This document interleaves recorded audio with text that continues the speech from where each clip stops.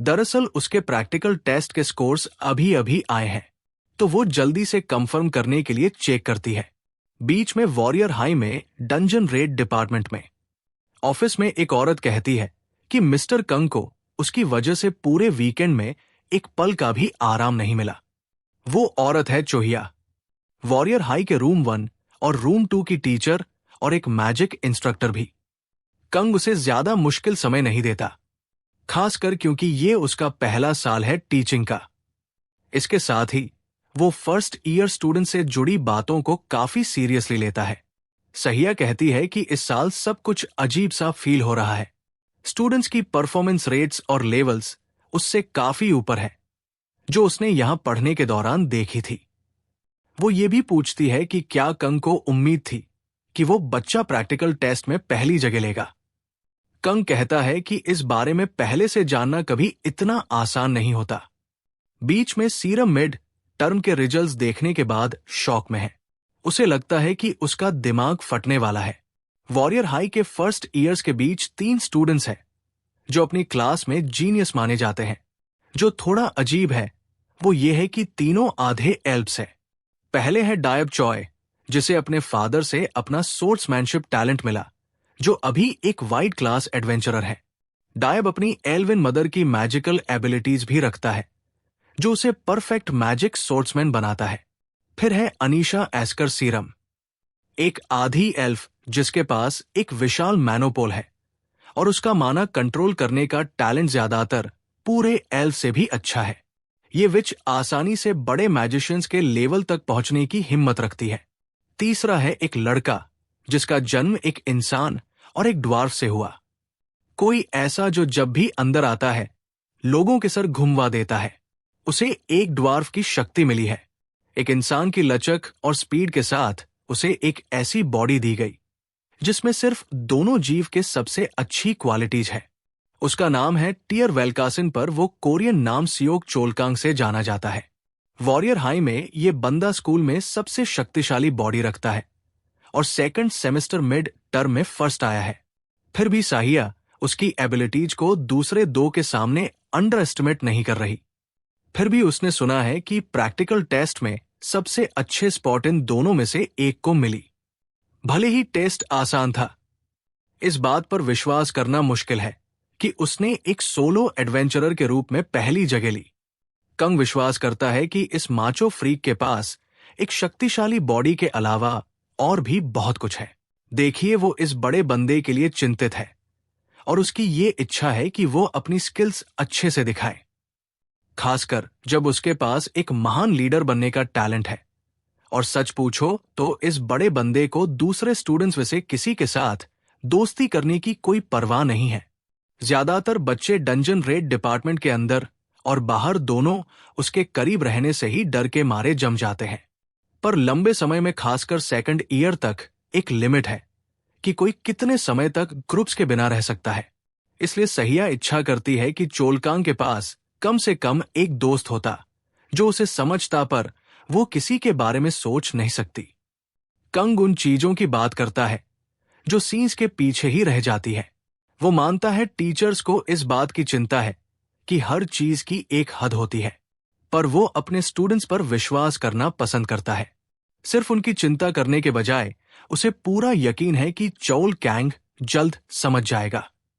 4 दिन बाद वेडनेसडे की सुबह 2 लड़के बातें कर रहे हैं और हंस रहे हैं जब तक चोल कैंग वहां से गुजरता है। जिस पल वो उसे देखते हैं उसकी इतनी शानदार पर्सनालिटी उनकी स्माइल गायब कर देती है और उनकी बॉडी में ठंडी लहरें दौड़ती है।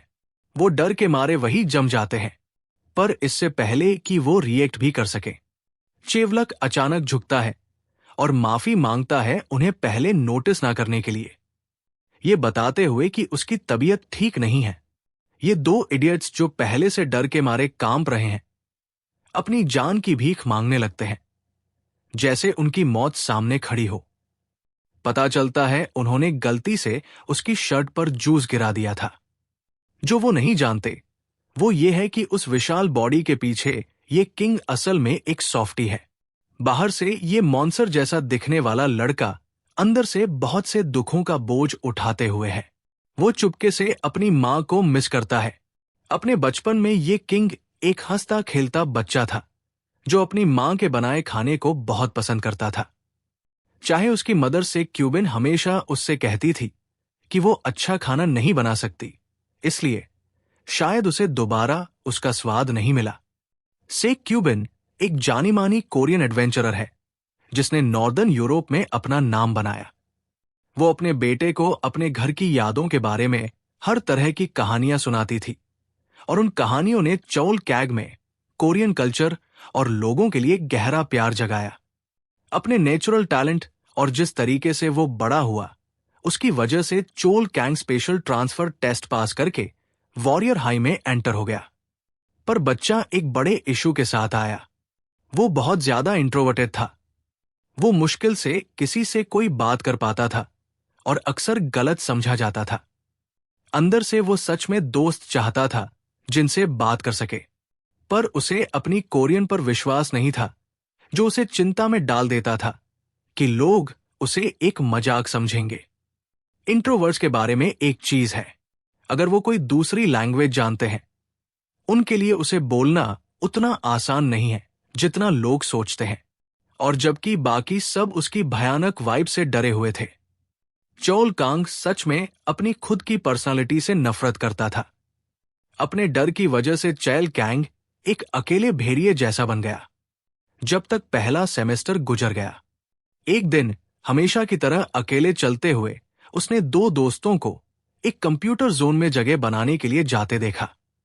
तभी उसे अचानक अपनी मां की कहानियां याद आई, अपने दोस्तों के साथ करियोके और कंप्यूटर जोन्स में मजे करने के बारे में। वो गेम्स खेलती, बहुत सारा खाना ऑर्डर करती और बस मजा करती, घबराते हुए पर थोड़ा इंस्पायर। चोल कैंग झिझकते हुए अंदर अपने लिए एक रूम बुक करने की कोशिश करने के लिए गया। चाहे उसे कुछ पता नहीं था कि ये सब कैसे काम करता है, जब वो सिस्टम के साथ उलझा हुआ था। लाइन में खड़े कुछ लड़के इंतजार करते करते थक गए और उससे कहा कि वो पूरा दिन ले रहा है। अब उसे समझ आया कि वो लाइन रोक रहा है। चियोल कंग सोचता है कि शायद अच्छा होगा कि वो यहां से चला जाए। तभी अचानक एक लड़का उससे इंग्लिश में बात करता है, बताता है कि जो वो यूज कर रहा है वो सिर्फ पेमेंट काउंटर है और साइड में पड़े रजिस्टर की तरफ इशारा करता है। फिर वो लड़का पूछता है कि क्या चियोल कंग को कोरियन भी आती है। पता चलता है कि वो लड़का जारियांग है और वो इस किंग को चीजें समझने में मदद करता है, उससे कहते हुए कि उसके साथ आए ताकि वो उसे अच्छे से रजिस्टर करना दिखा सके। उसके बाद जारियांग चलकंग को दिखाता है कि रजिस्ट्रेशन के लिए हर एक चीज लिखना जरूरी नहीं है। वो सिर्फ जरूरी बातें बताता है और उसे गाइड करता है। जब रजिस्ट्रेशन हो जाती है, वो उससे कहता है कि वो सामने वाली मशीन पर पेमेंट कर सकता है। उसके बाद जारियांग उसे बाकी सब कुछ समझाता है, कहते हुए कि बस एक सीट चुन ले, लॉगिन करें और गेमिंग के लिए पर्सनल कंप्यूटर तैयार है। चियोल किंग उसको थैंक्स बोलता है और वो लड़का बस एक लंबी सांस लेता है और अपनी चेयर पर आराम से बैठ जाता है। जारियांग उससे कहता है कि एंजॉय करो, पर वो नोटिस करता है कि ये कोरियन बोलने वाला फॉरेनर ऐसे बर्ताव कर रहा है जैसे पहली बार पर्सनल कंप्यूटर जोन में घुसा हो। बीच में जरियो बार बार समय देखता रहता है, सोचते हुए कि सीरम को इतना समय क्यों लग रहा है। वो बहुत लेट है और उसने कभी नहीं सोचा था कि ये लड़की किसी को इतना इंतजार करवाती होगी। अगर उसे पता होता कि वो इतना समय लेगी तो वो पहले ब्लैक मार्केट चला जाता, इतनी जल्दी आने के बजाय। और हां, उसे कोई आइडिया नहीं कि उसके हाथ में ये ब्लैक चीज क्या है। तब ये रॉयल जेली वाले बॉक्स के अंदर था, पर जितना स्मूथ ये फील होता है, ये कोई खाने की चीज तो नहीं लगती और ना ही वो इसे खाने की कोशिश करता है। जारंग ने इसे तब नोटिस किया जब वो घर में बैठा था और सोचा कि जब समय मिलेगा तब इसकी प्राइस पता करवा लेगा। अभी वो इंपीरियल वॉश से जुड़ी कोई भी चीज बेचने से बच रहा है। दूसरी तरफ वो सीरियसली एनकिल ब्लड पेंडेंट बेचने के बारे में सोच रहा है ताकि अच्छा पैसा मिल सके। उस जगह का सबसे जानलेवा मॉन्स्टर एनकिल ईगर जंगल्स में छुपे भयानक जीव में से एक है और कभी भी उसकी वजह से होने वाली तबाही रुकी नहीं है। इन सारे सालों में एक भी स्क्वाड कभी इसे हराने में सफल नहीं हो पाया, चाहे कितनी ही अटैक टीम्स इसका शिकार करने के लिए भेजे गए। एडवेंचरर्स इस मॉन्स्टर के ख्याल से ही काम जाते हैं।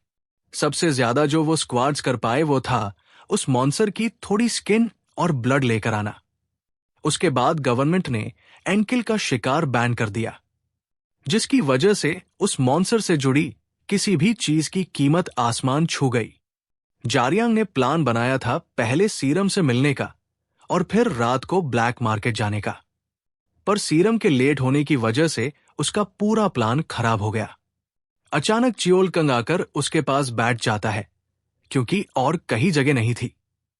इंट्रोवर्ट्स ऐसी चीजों के बारे में बहुत सोचते हैं जो ज्यादा मैटर नहीं करती, पर जारिन ने सोचा कि इस समय अक्सर कंप्यूटर जोन भरा होता है, तो उसने इस बड़े बंदे को अपने पास बैठने दिया।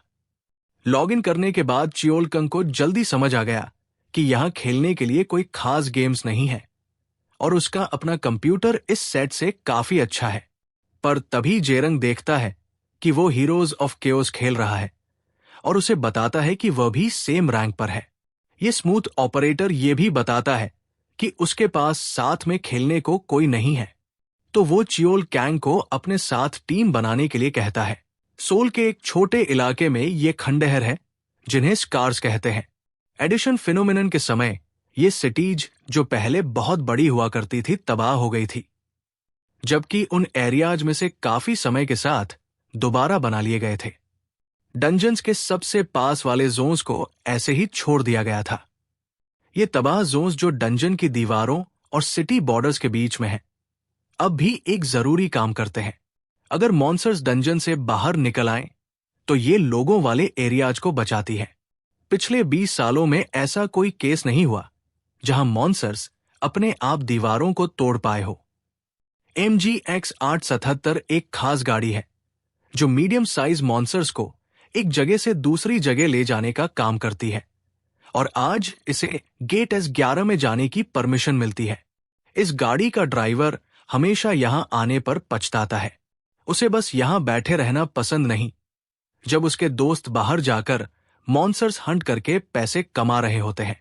आई पैच वाली औरत उसकी बातों से तंग आ चुकी है और सीधा कहती है कि अगर चाहता है तो ये जॉब छोड़ दे और अपने दोस्तों के साथ शिकार करने चला जाए।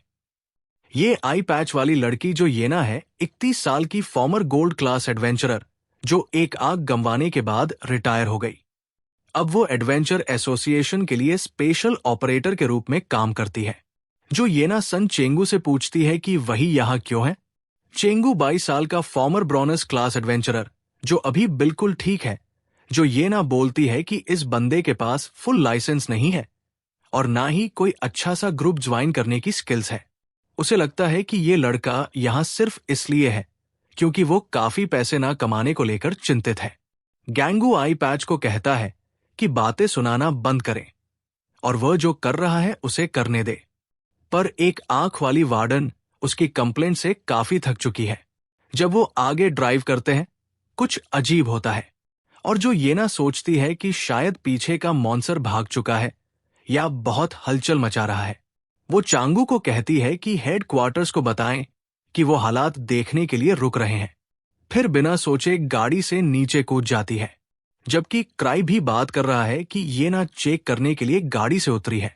उसका दिमाग पागलों की तरह सोच रहा है कि बाहर क्या हो सकता है। फिर भी उसे विश्वास है कि येना ठीक होगी, पर वो कॉन्फिडेंस टूट जाता है जब वो विंडो पर खून की छींटे देखता है। चेंगू गहराई से जानता है कि अगर उसकी आंख घायल नहीं हुई होती तो येना ए रैंक तक पहुंच गई होती जब गाड़ी का दरवाजा खुलता है।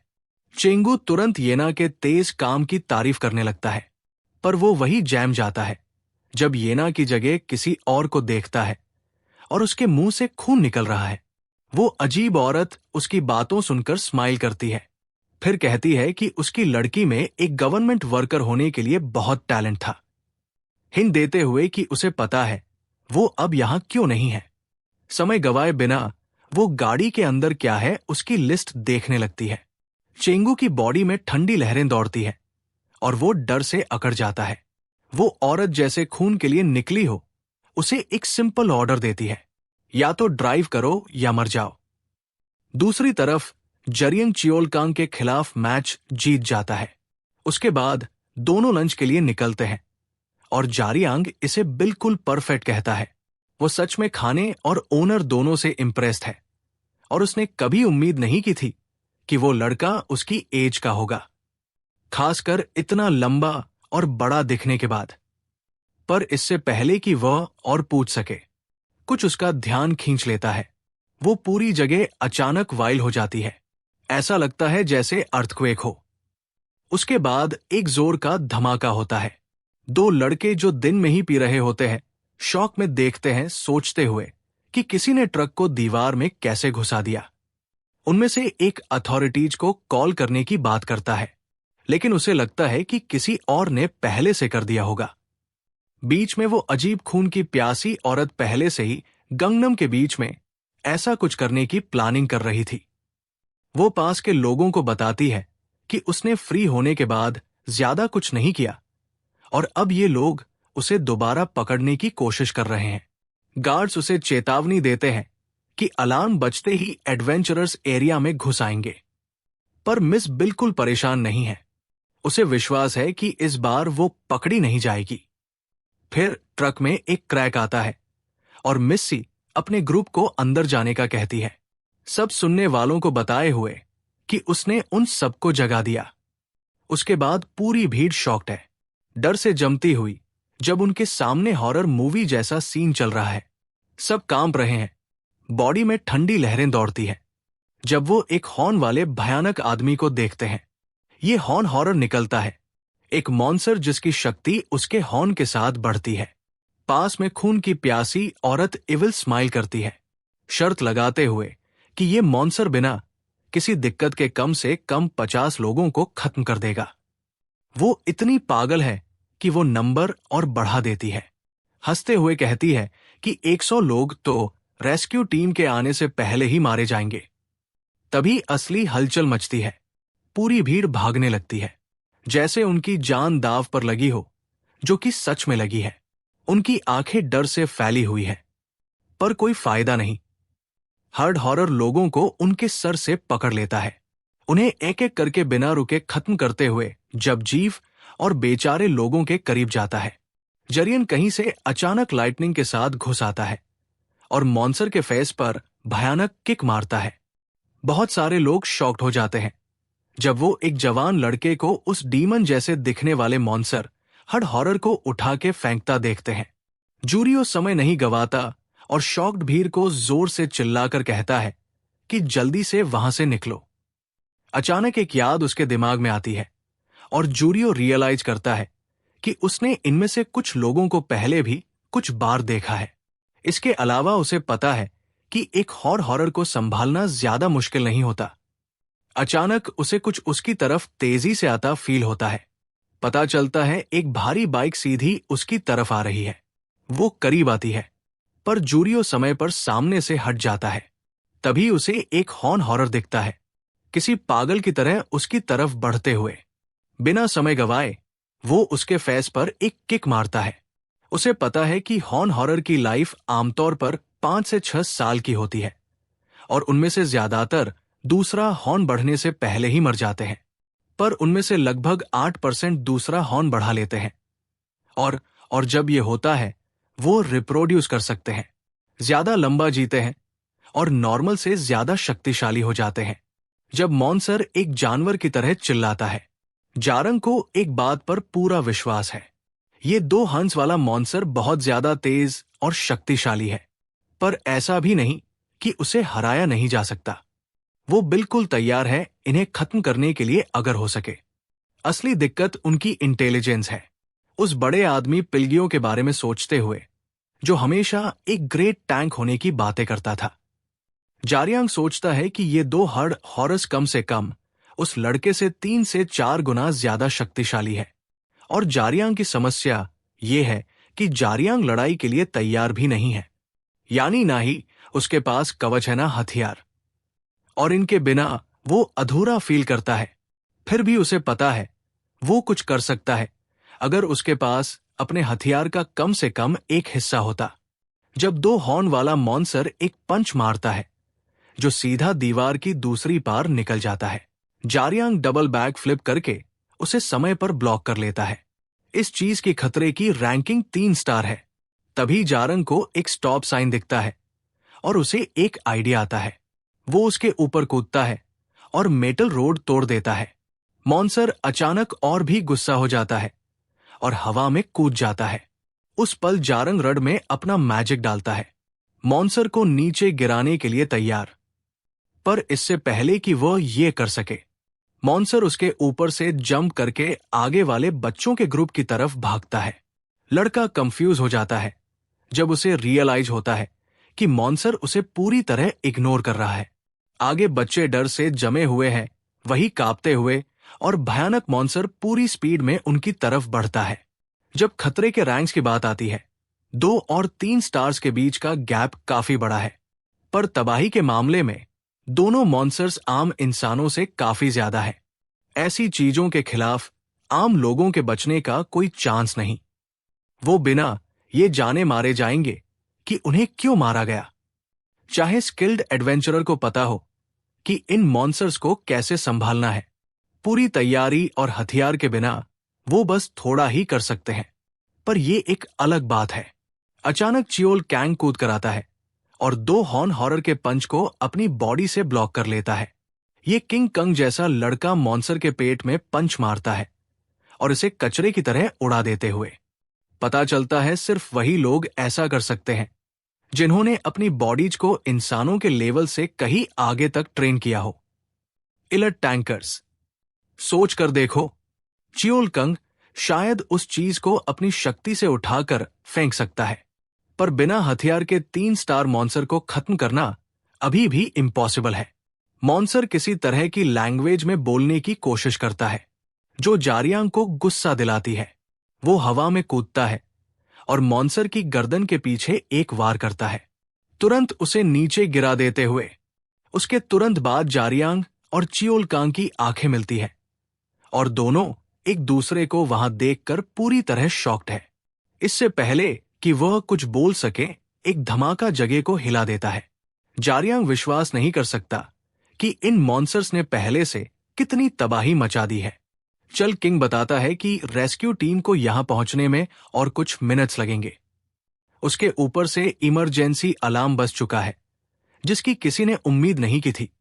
और जब ये सारी तबाही हो रही है, लोग अभी भी हर तरफ कुचले जा रहे हैं और घायल हो रहे हैं। ये किंग कंग जानता है टॉन्टिंग कॉल कैसे यूज करना है, एक बेसिक स्किल जो हर टैंकर को सीखनी चाहिए। ये असल में एक हाई फ्रीक्वेंसी पर चिल्लाना है जो पास के हर मॉन्स्टर का ध्यान खींच लेता है। चियोल कैंग, जो एडवेंचरर बनने का सपना देख रहा है, पहले से अपना मन बना चुका है। वो सारे मॉन्स्टर्स का ध्यान अपनी तरफ खींचेगा और रेस्क्यू स्क्वाड के आने तक टिका रहेगा। तब तक वो जारियांग को कहता है कि वो बिल्डिंग के अंदर चला जाए, इस सबसे बाहर रहने के लिए गहराई से। चियोल गंग में इतनी हिम्मत नहीं है कि वह किसी को जिससे अभी मिला है अपनी जान खतरे में डालने को कहें। उन्होंने साथ में बस वीडियो गेम्स खेली है और खाना खाया है। पर अचानक जारियांग उसे कहता है कि आगे बढ़ो और अपनी टोंटिंग कॉल यूज करो। दरअसल ये कंफर्म करते हुए कि चियोल कैंग एक अच्छा टैंकर है। जोरियो ने पहले से ही प्लान समझ लिया था मॉन्स्टर्स का ध्यान खींचने का, और वो चाहता है कि बड़ा बंदा भी उसके प्लान को फॉलो करे। चियोल कैंग, जो असल में एक सॉफ्टी है, कहता है कि ये बहुत रिस्की है, पर जारियांग फिर से उसे कुछ अजीब कहता है। अगर वो ये सब अकेले करता तो क्या ये रिस्की ना होता? जारियांग उसे ये भी कहता है कि अगर वो कंग की जगह होता तो वो भी यही करता, पर वो अकेला नहीं है। वो चियोल कंग की गेमिंग स्किल्स की भी तारीफ करता है, कहते हुए कि वो हमेशा गेम में दूसरों को बचने का अच्छा काम करता था। और फिर वो थोड़ी सच्चाई डालता है, उनके पास यहां खड़े बात करने का समय नहीं है। जब जारियांग में जोश भर आता है और उसके फादर के शैडो का प्रेशर उसके ऊपर आता है, चियोल किंग को एक असली एडवेंचरर की तरह आगे बढ़ने में बुरा नहीं लग रहा। वो पूरा जोश में भरा है और अपना सब कुछ देने के लिए तैयार है। एक सुपरमार्केट के अंदर सब कुछ पूरी तरह तबाह है। जहां एक जवान लड़का सिंक के नीचे छुपा हुआ है, डर के मारे कांपते हुए, जब एक एक हर्ड मॉन्सर किसी और लड़के का गला घोंट रहा है। जब मॉन्सर सिंक तोड़कर अपने अगले शिकार को कुचलने वाला होता है, चियोल कैंग अपनी पूरी शक्ति से टोंटिंग कॉल छोड़ता है, इतना जोर से कि वो दूर तक जाए। साउंड वेव्स हर पास के मॉन्सर के कान तक पहुंचती है, जो इंसान का शिकार कर रहे होते हैं। वो अजीब खून की प्यासी औरत भी इसे साफ सुनती है, सोचती है कि उस चीख का क्या चक्कर है। उसके बाद किंग कंग आने वाले हॉरर को कुचलने के लिए बिल्कुल तैयार है। जब मॉन्सर्स उसकी तरफ मरते हुए ज़ॉम्बीज की तरह आगे बढ़ते हैं, सिर्फ एक उंगली हिलाने से मॉन्सर्स उस बड़े बंदे की तरफ ऐसे भागते हैं जैसे वो खुला खाना हो।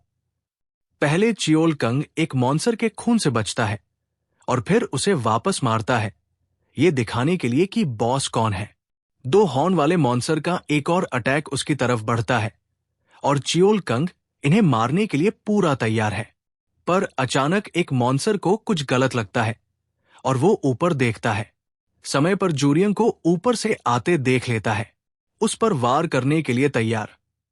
पता चलता है इस लड़के ने हालात संभालने की पूरी कोशिश की है। दरअसल उसने एक मॉन्सर के पीछे 2 हॉर्न्स वाले मॉन्सर्स को देख लिया था। बीच में उसकी आंखें साइड पर खड़े ट्रक पर जाती है और कुछ गलत लगता है। ऐसा लगता है जैसे उन्होंने ट्रक में डेड बॉडीज भरकर रखी है, जो इस बात को एक्सप्लेन करता है कि आसपास पर एक भी लाश क्यों नहीं पड़ी है।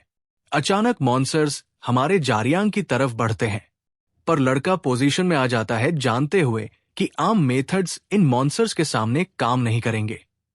चोल कंग सोचता है कि वह दोनों अच्छे फाइटर्स हैं, पर इस बार वो यहां बिना किसी सपोर्ट या हथियार के हैं। अभी वो दोनों एक टीम भी नहीं है। उनके पास ना कोई हथियार है, ना मैजिक बैकअप, और ये सबसे बुरा मैच बन रहा है। उन्हें कोई तरीका ढूंढना होगा मॉन्सर्स को संभालने का। एक टैंकर के रूप में चोल कांग कमजोर मॉन्सर्स पर अटैक करने और उन्हें पकड़ने का डिसाइड करता है, जबकि जारियांग डैमेज डीलर होने के नाते 2 हॉर्न वाले मॉन्सर के पीछे जाता है। जब जारंग एक में अपनी रड से छेद करता है, उसे लगता है ये बंदा उसके नीडल टेक्निक से मारे गए मॉन्सर से काफी वीक है। सच पूछो तो उसे पूरा विश्वास है कि अगर उसके पास आर्ग्यूज का बनाया गया हथियार होता तो वो पहले से इन मॉन्सर्स को कचरे में कुचल चुका होता। पर अभी उसके पास सिर्फ ये पुरानी रोड है जो एक धागे से लगी हुई है। जब मॉन्सर्स इस लड़के के बहुत पास आ जाते हैं, जूरियन को अच्छी तरह पता है कि ये रोड उसका अपना नहीं है, पर वो ये भी मानता है कि उसे इस रोड को चलानी आ गई है।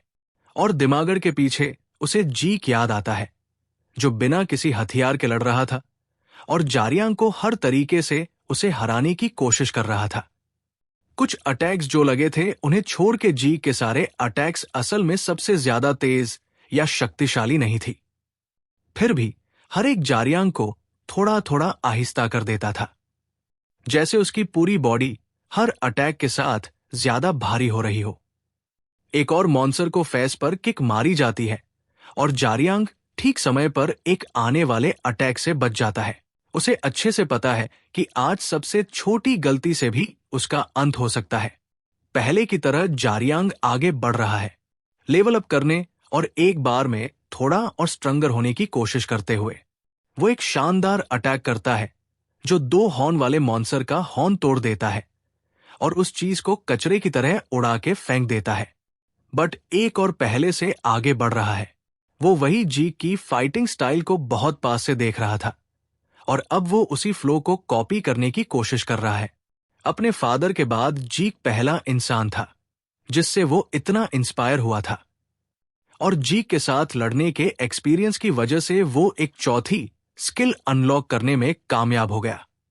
हार्पून रेन अटैक्स की एक तेज बारिश जिससे दुश्मन घबरा जाता है, पर जैसे ही चीजें बदलने होने लगती हैं, एक मॉन्सर पीछे से आकर उसे पकड़ लेता है और उसे इतनी जोर से जमीन में दे मारता है कि खिड़की उसके अंदर से निकल जाती है और वो खून उगलता है।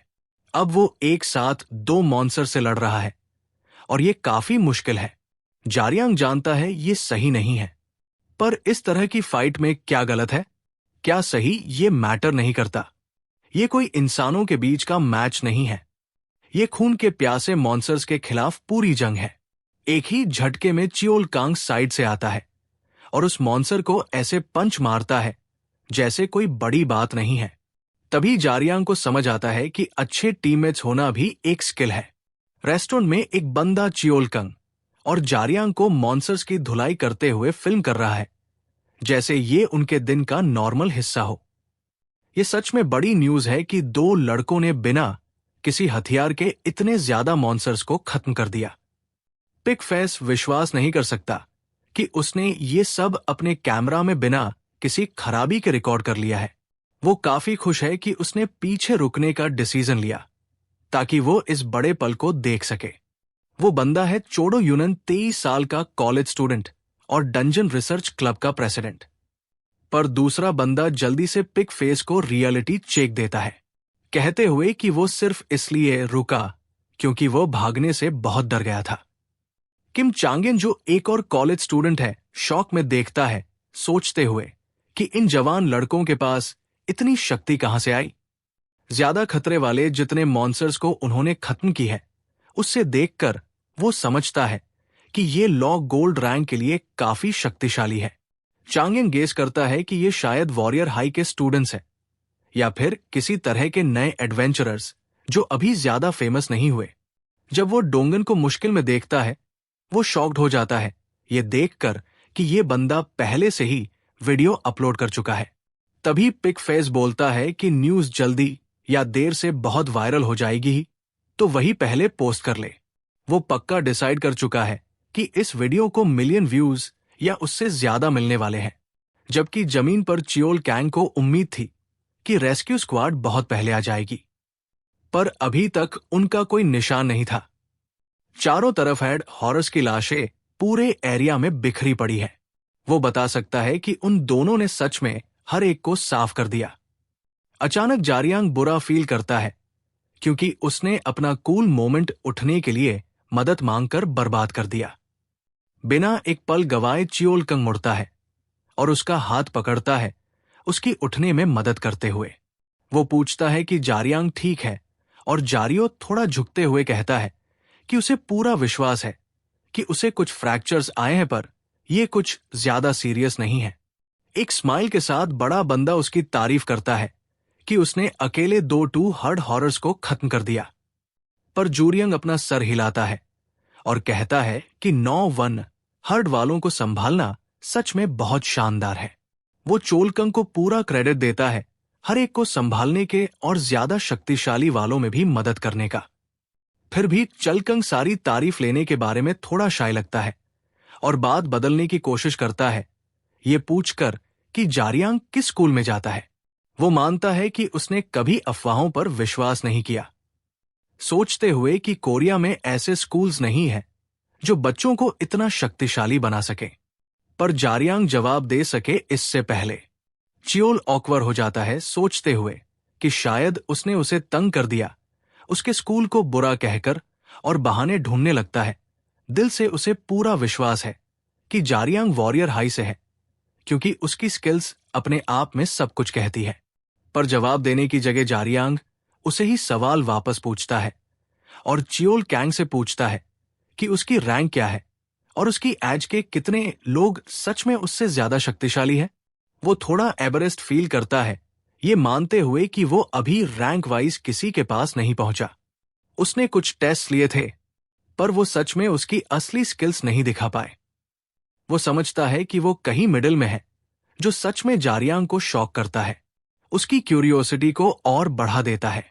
ये उसकी उम्मीद से बहुत कम लगता है और अब वो चिंतित होने लगता है कि शायद वो अपनी शक्ति दिखाने का चांस मिलने से पहले ही रिजेक्ट हो जाए। और साथ ही वो ये भी नोटिस करता है कि 1 हंस वाला मॉन्स्टर अभी भी फ्रीज खड़ा है। वो सोचता है कि क्या ये प्लान है कि वो हमेशा ऐसे ही रहे। दिखने से वो समझते हैं कि ये वही है जिस पर चियोल कैंग की टोंटिंग कॉल का असर नहीं हुआ। जब जारियांग से इसके बारे में पूछा जाता है, वो नहीं सोचता कि इस जीव में कुछ खास है, पर उस ट्रक में जो भी भरा है उसकी अलग कहानी हो सकती है। चियोल कैंग सजेस्ट करता है कि इसे नजर में रखना चाहिए, क्योंकि एक हॉर्न हॉरर को संभालना अभी भी आसान होगा, चाहे वो कितना भी शक्तिशाली हो जाए। पर फिर कहीं से कोई चीज ट्रक के अंदर उस हॉर्न हॉरर को पकड़ लेता है और उसे ऐसे अंदर खींच लेता है जैसे वो खाया जा रहा हो। ये तुरंत उन दोनों को सावधान कर देता है। चियोल कैंग अनकंफर्टेबल होने लगता है, जानते हुए कि हॉर्न हॉरर्स आमतौर पर सोसाइटीज में रहते हैं जहां एक 2 हंस वाला पैरेंट और चीफ की तरह होता है। वो चीफ आमतौर पर 10 या उससे ज्यादा के ग्रुप को लीड करता है, और जब वो दूसरे ट्राइब्स के साथ मिलते हैं तो वो नंबर्स बढ़ाने और रिप्रोड्यूस करने में मदद करते हैं। पर उस तरह के बढ़ने की भी लिमिट्स है। डंजन्स के भयंकर एनवायरनमेंट के अंदर हर्ड हॉरर फूड चेन के सबसे नीचे बैठे हैं। उनकी नंबर्स चेक में रहते हैं, शक्तिशाली दरिंदों की वजह से जो एरिया में घूमते रहते हैं। पर खास ओकेशंस पर बहुत खास हालात में एक म्यूटेंट जमीन से निकल सकता है जिसके पास 3 हंस बढ़ने की शक्ति होती है। आर्म टू हर्ड जो एक छोटा ग्रुप लीड करता है उससे बहुत अलग। ये सिर्फ कुछ लोगों को लीड नहीं करता, वो एक राजा बन जाता है जो 100 मॉन्स्टर्स की पूरी आर्मी लीड करता है। इस खास मॉन्स्टर को हॉर्न हॉरर रेक्स के नाम से जाना जाता है, जो खतरे में 5 स्टार की रेटिंग रखता है। अचानक रेक्स ट्रक से बाहर निकल आता है और जिस पल उसकी आंखें उन 2 लड़कों से मिलती है सब कुछ बदल जाता है। जारियांग और चोलकंग शॉक में जम जाते हैं। दोनों अंदर तक घबरा जाते हैं जब उन्हें समझ आती है कि एक 3 हॉर्न वाला भयंकर सपना सीधा उनकी तरफ आ रहा है। बिना किसी चेतावनी के रेक्स तेज स्पीड के साथ आगे बढ़ता है और वो मुश्किल से ठीक समय पर बच पाते हैं। पर वो जल्दी से अपना ध्यान जरियों की तरफ करता है जो पूरा नर्वस था। जरियांग आने वाले अटैक को रोकने की पूरी कोशिश करता है और एक ही पल में रेक्स का भयंकर पंच उसकी रड को तोड़ देता है और सीधा उसकी बॉडी में लगता है, उसे एक रैग डोल की तरह कुचलते हुए। बिना समय गवाए चियोलकंग आगे बढ़ता है, खुद को जारियांग और रेक्स के बीच में रखते हुए ताकि मॉन्स्टर जानलेवा अटैक ना कर सके। अपनी पूरी शक्ति के साथ वो सब कुछ कर रहा है रेक्स को वापस धकेलने के लिए। पर कहीं से भी रेक्स चल किंग को ऐसे पकड़ लेता है जैसे वो कचरे से ज्यादा कुछ नहीं और उसे दीवार में पटक देता है, एक विशाल क्रैक छोड़ते हुए जो पूरी दीवार पर फैल जाता है। ये साफ है उनका समय खत्म हो रहा है। ये दोनों जो अक्सर जीनियसेस कहलाते हैं और जिनके बारे में माना जाता है कि वो ग्रेट एडवेंचरर्स बनेंगे, अभी वहां नहीं है। चाहे वो इस फाइट में कितनी भी शक्ति, हिम्मत और जान लगा दे, एक्सपीरियंस और ग्रोथ में अभी भी बहुत समय है जो वो अभी पार नहीं कर सकते। जरियांग खुद को फिर से खड़ा करने की कोशिश करता है, इस भयंकर मॉन्स्टर पर चिल्लाते हुए कि रुक जाए। रेक्स ऐसे मूव करता है जैसे उसका कोई वजन नहीं, हवा में लहराते हुए, और अपनी पूरी बॉडी जारियांग में पटक देता है। तभी रेक्स को कुछ गलत होने का एहसास होता है। इसी दिन उस इंसान यूसियांग के लिए सब कुछ बदलने से पहले, जब किसी को सच में उसके बारे में ज्यादा पता नहीं था, कुछ पीछे रह गया था, कुछ जिसके बारे में कोई बात नहीं करता, और अब वही चीज फिर से निकलने होने लगती है जब जारियांग अचानक एक पर्पल ओरा छोड़ने लगता है जो खतरा चिल्लाता है। 11 साल पहले यूसियांग एक प्रेस कॉन्फ्रेंस के सामने खड़ा था, सब कुछ मानते हुए। वो अपनी गलतियों को मान रहा था और उन सब के लिए माफी मांग रहा था, उम्मीद करते हुए कि लोग उसे माफ कर देंगे। उसके इस काम ने पूरी दुनिया को शॉक कर दिया। 12 घंटे पहले जब चोलकंग और जारियांग हर्ड हॉरर्स का सामना कर रहे थे और अपनी जान दांव पर लगा रहे थे, सेरम अपनी सोचों के साथ अकेली रह गई थी। वो कंफ्यूजन में फंसी हुई थी, ये मानते हुए कि उस अजीब और साफ तौर पर गलत कन्फेशन के पीछे कोई वजह जरूर होगी। उसका दिमाग बिना रुके घूम रहा था, सब कुछ समझने की कोशिश करते हुए जो उसने पिछले संडे से सीखा था कि कैसे यूसियांग को कई बड़ी समस्या में पकड़ा गया था। रिजल्ट के तौर पर उसने पिछले 2 पूरे दिन गहराई से खाली पुराने रिकॉर्ड्स रिसर्च करते हुए बिताए और सच को सामने लाने की कोशिश करते हुए। उसे विश्वास था कि जारियांग के फादर, जो यूसियांग के नाम से भी जाने जाते हैं, को उन गलतियों के लिए फंसाया गया जो उन्होंने कभी की ही नहीं। पर इसके पीछे की वजह अभी भी छुपी थी। एक बात वो समझती थी कि बहुत से लालची हो गए। सबसे शक्तिशाली एडवेंचरर के अपनी शक्तियां खोने के बाद उसकी जगह लेना चाहते थे। अब सिर्फ ये पता करना बचा था कि सब कुछ सच में कैसे हुआ। रिकॉर्ड्स के अकॉर्डिंग लिखा था कि सियोंग ने 43 अकम्प्लिशमेंट्स के बारे में झूठा बोला था और सीरम पूरी तरह शॉक्ड है ये देखकर कि इतना साफ झूठ रिपोर्टेड डाटा में कैसे दिखाई देता है। पूरा केस ही अजीब है और उस समय के आम लोग इसे सच नहीं मानते थे। उसी पेज पर लॉग यूसियांग का साथ दे रहे थे क्योंकि उन झूठे डॉक्यूमेंट्स के साथ भी यूसियांग की रेपुटेशन अभी भी काफी अच्छी थी। वो खुद को उसकी जगह रखने की कोशिश करती है और सोचती है कि वह भी आखिर तक अपने लिए लड़ती। पर जो वो समझ नहीं पा रही वो ये है कि यूसियांग अपने लिए खून नहीं लड़ा और इसके बजाय हर एक इल्जाम को मान लिया जो उसकी तरफ फेंका गया। प्रेस कॉन्फ्रेंस के बाद जिन्होंने उसको सपोर्ट किया था उन सबको चुप कर दिया गया और वो सब भी उसके खिलाफ हो गए। इतने लोगों से धोखा खाकर जिसने यूसियांग को एक रात में धोखेबाजी बना दिया। फिर भी सीरम समझ नहीं पा रही कि वो ऐसे झूठी कन्फेशन क्यों करेगा।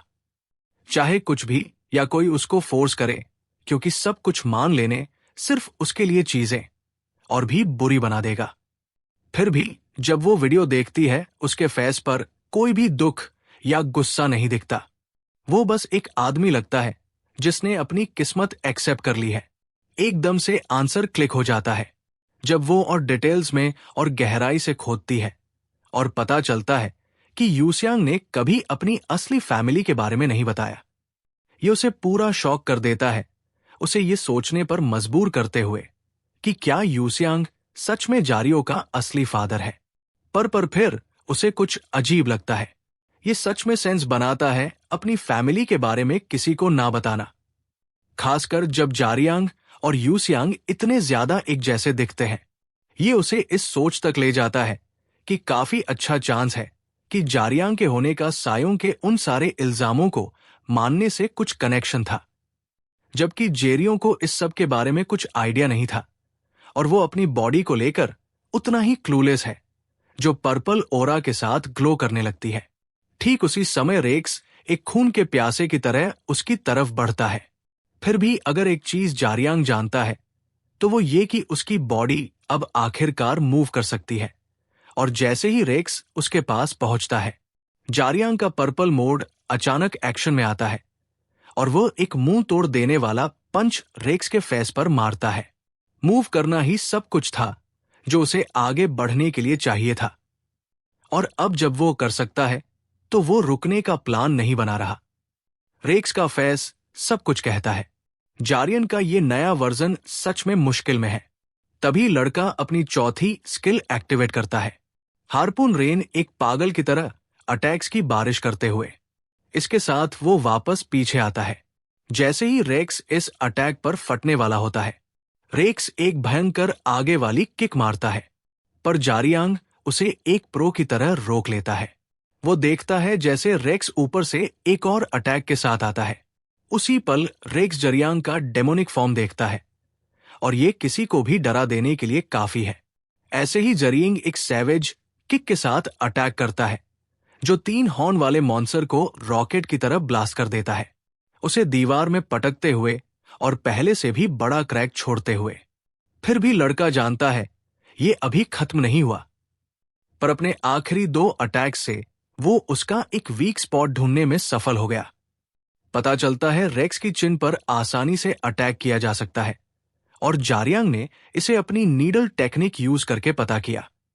रेक्स अब पूरी तरह गुस्से में है जबकि जारियांग का कॉन्फिडेंस बहुत ऊपर पहुंच चुका है, ये सोचते हुए कि वो उसकी धुलाई करने वाला है।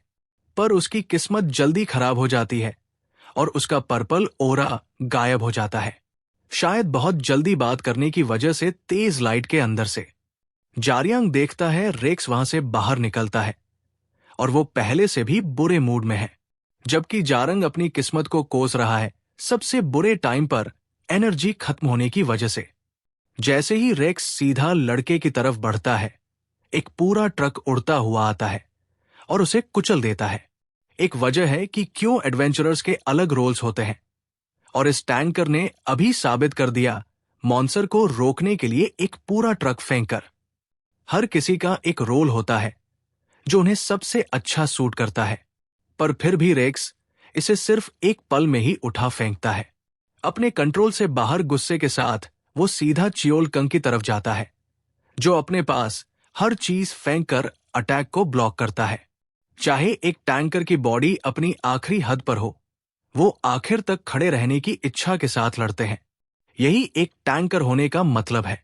जैसे ही रेक्स चल कैंग को खत्म करने के लिए पास आता है, जरियांग समय पर कूदता है और एक जानलेवा पंच रेक्स की चिन पर मारता है। और यही एक डैमेज डीलर का काम है, सबसे छोटा चांस मिलने पर भी पूरी शक्ति से अटैक करना। उसी पल रेक्स की फेशियल वेंस अंदर से फट जाती है और उसका सर 2 टुकड़े हो जाता है। आखिरकार मॉन्स्टर को खत्म करते हुए पता चलता है एक गाड़ी जिसमें मॉन्स्टर्स लोडेड थे चोरी हो गई थी, जिसके रिजल्ट में लाखों लोग मारे गए। चियोल कंग जारियांग को अपने पैरों पर खड़ा रहने में मदद करता है, क्योंकि वो अब मुश्किल खड़ा रह सकता है। चियोल किंग हंसता है जब वो रेस्क्यू स्क्वाड को आते देखता है, जैसे यही परफेक्ट समय हो। पूरी दुनिया को अभी जो हुआ उसके बारे में सुनने में 1 घंटे से भी कम लगता है, पर जो सच में आग की तरह फैलता है वो है उन 2 लड़कों की कहानी। 2 ऐसे छोटे हीरोज की जिन्होंने इन सब मॉन्स्टर्स को खत्म किया। न्यूज एजेंट तक भी पहुंचती है, जो अभी भी पता लगाने की कोशिश कर रहा है कि उसका प्यारा स्मगलर अचानक काम क्यों छोड़ गया। एक दिन छोटे जारियांग की एल्बो में चोट लग गई और उसके फादर ने उसे पट्टी करने में मदद की। जारियो इसे खुद से ठीक होने देने की जिद करता रहा, पर उसके फादर ने उसे रिलैक्स होने को कहा और इसे अच्छे से ट्रीट करने को कहा, चाहे ये एक छोटी सा घाव हो। उसने एक्सप्लेन किया कि छोटे घाव बाद में और भी बुरे हो सकते हैं और भी ज्यादा दर्द कर सकते हैं। इससे छोटे लड़के ने पूछा कि क्या उसके डैड को दर्द होता है जब वो मॉन्स्टर से लड़ते हैं और उनका बहुत खून निकलता है। उसके फादर ने माना कि वो सच में डर जाते हैं, बिल्कुल जारियांग की तरह, जब भी उन्हें चोट लगती है या उनका खून बहता है। पर उन्होंने कहा कि वह दर्द को छुपाने की ज्यादा कोशिश करते हैं ताकि वो अपना काम कर सकें, क्योंकि अगर वो अपना दर्द संभाल नहीं पाते तो किसी और को इसके बजाय दर्द हो सकता है। उस पल से जरंग हमेशा बड़ा होकर बिल्कुल अपने फादर की तरह बनने का सपना देखता था। वो उसे ये बताना चाहता था, पर कुछ हमेशा उसे रोक देता था। गहराई से उसे लगता था कि उसके फादर नहीं चाहते थे कि वो उन्हीं का रास्ता चुने, और इसके बजाय चाहते थे कि वो एक अलग लाइफ ढूंढे। जब भी उसके डैड ऐसे बात करते, उनका फेस हमेशा ऐसा लगता जैसे उन्हें हर चीज का दुख है और वो दर्द से भरे हैं। उसके फादर के फेस पर उस लुक की वजह से जरियांग ने एक बार डिसाइड किया था कि वो कभी एडवेंचरर नहीं बनेगा। वो हमेशा सोचता था कि शायद एक दिन जब वो बड़ा हो जाएगा, वो अपने फादर से उसके पीछे की असली वजह के बारे में पूछ सकता था। पर अब वो दिन कभी नहीं आएगा। जल्दी ही जरंग एक हॉस्पिटल बेड में उठता है, अजीब तरह से नॉस्टैल्जिक फील करते हुए। कहीं से भी एक जानी मानी आवाज उसे छेड़ती है, पूछते कि क्या वो ऐसी बातें करके उसके साथ मजाक कर रहा है। जैंग शॉक्ड है जब वो जीक को एप्पल पील करते देखता है। जीक बताता है कि जिस वजह से वो बेहोश हुआ था वो ये है कि उसने अपना मन बना लिया था। जैसे ही वो ये कहता है, जारियांग को एक जानलेवा दर्द अपनी पूरी बॉडी में फील होता है। जीक जारियांग को कहता है कि इजी रहे और अभी ज्यादा मूव ना करें। फिर एक प्यार भरी टोन में वो बताता है कि जारियांग के जो घाव थे वो इतनी सीरियस थी कि किसी को भी कोमा में डाल सकते थे, पर थैंकफुली ट्रीटमेंट काम कर गई। वो उसे इस बात का विश्वास भी कराता है कि वो महीने के आखिर तक पूरा ठीक हो जाएगा, और उसे आर्डर देता है कि रेस्ट करें और अपनी शक्ति वापस पाने पर ध्यान दे, क्योंकि आगे जो आ रहा है उसके लिए इसकी जरूरत पड़ेगी। तभी जारियांग स्माइल करता है और कहता है कि जक थैंक्स बोलना इस पल के लिए बहुत बोरिंग होगा। फिर पूछता है कि क्या वो उसे कुछ पूछ सकता है। जीक पहले से जानता है कि वो क्या पूछने वाला है और तेजी से हाँ के साथ जवाब देता है। हाँ, वो जारियांग के फादर को जानता था। जीक बताता है कि वो और जारियांग के फादर साथ काम करते थे। एक फ्लैश में जारियांग एक तेजी से मूव करता है और पील्ड एप्पल को जीक के हाथ से पकड़ता है, और सरप्राइजिंगली जीक हिलता भी नहीं है। चाहे वो बाहर से कूल रहता है, उसे इस किड से इतनी तुरंत रिएक्शन की उम्मीद नहीं थी। जैसे ही जारियांग एप्पल खाता है, वो अपने फादर के बारे में और जानने की इच्छा करता है। वो ये भी कहता है कि जीक जब पहली बार मिले थे तब से कितना अलग एक्ट कर रहा है अब, जिससे उसे लगता है जीक और उसके डैड सिर्फ कोवर्कर्स नहीं थे। जीक के जवाब देने से पहले जारियांग वही करता है जिसकी शायद ब्लडी को उम्मीद थी। वो उसकी आंखों में एक भयंकर तरीके से देखता है, ये कहते हुए कि वो उसे ऐसे ही मरने के लिए भी छोड़ सकता था, या शायद उसके बाजू को अपने हाथ में पकड़ी छुरी से काट भी सकता है, सिर्फ एक बात प्रूव करने के लिए। जीक सच में अनॉयड है, जबकि जारियांग मजाक करता है कि कैसे वो अपनी पूरी कोशिश कर रहा है सीरियस और ड्रामेटिक एक्ट करने की।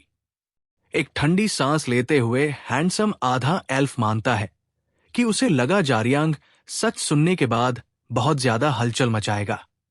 उसकी बात सुनकर जारियांग कहता है, अगर यही उम्मीद कर रहा था तो उसे 3 साल पहले आना चाहिए था, जब उसका सर उन लोगों पर गुस्से से भरा था जो खड़े होकर उसके फादर को दर्द सहते देख रहे थे। वो कहता है कि वह उस समय बदले की आग में जल रहा था। जब जीक पूछता है कि अब क्या बदला है, तो जारियांग कहता है वो मैच्योर हो गया और अब ज्यादा अच्छी चीजें पर ध्यान देता है। ऊपर से वो जोक मारता है कि वो उस समय अपना दिमाग खो बैठा था, क्योंकि वो अभी ब्लडी को हराने के लिए भी इतना शक्तिशाली नहीं है, तो ऐसे स्किल्स के साथ बदले के पीछे जाने का कोई पॉइंट नहीं था। वो ये भी कहता है कि वो अपने फादर के हॉस्पिटल बिल्स भरने और इलाज ढूंढने में बिजी रहा है, जो उसकी नजर में बाकी सबसे ज्यादा जरूरी है।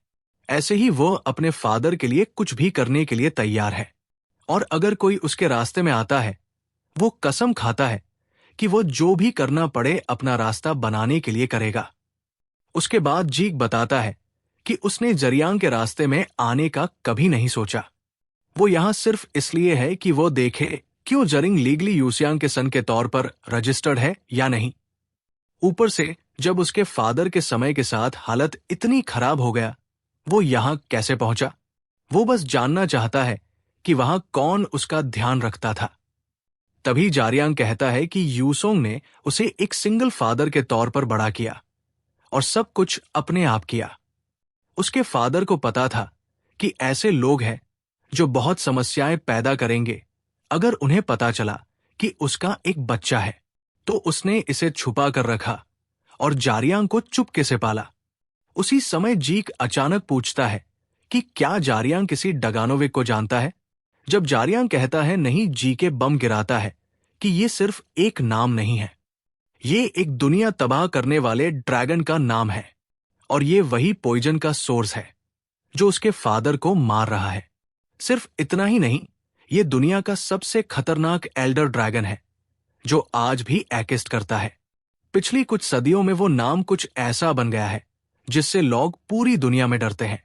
एडहीजन फिनोमिनन के कुछ साल बाद दूसरे जीवों ने दीवार बनाने में मदद की।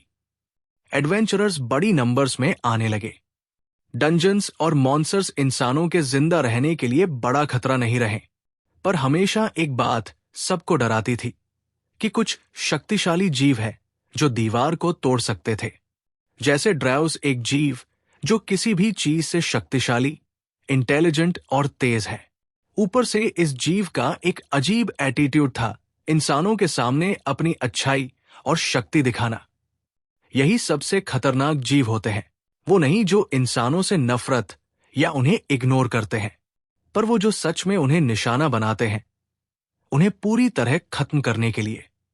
पर उन ड्रैग्स ने इंसानों को बहुत अंडर एस्टिमेट किया।